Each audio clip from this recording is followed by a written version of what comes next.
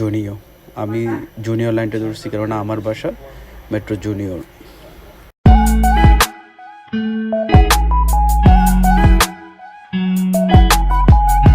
এখন মেট্রোর জন্য অপেক্ষায় আছি। মেট্রো আসবে কিছুক্ষণের মধ্যে। দেখতে পাচ্ছেন সবাই, খুবই সুন্দর মেট্রো লাইনটা। অবশেষে মেট্রো চলে আসছে, কিছুক্ষণের মধ্যে মেট্রোতে উঠে যাব। তো এই ছিল আজকের ব্লগ আমার। সবাই দোয়া করবেন আমার জন্য। ভালো থাকবেন, সুস্থ থাকবেন। খুদা হাফেজ।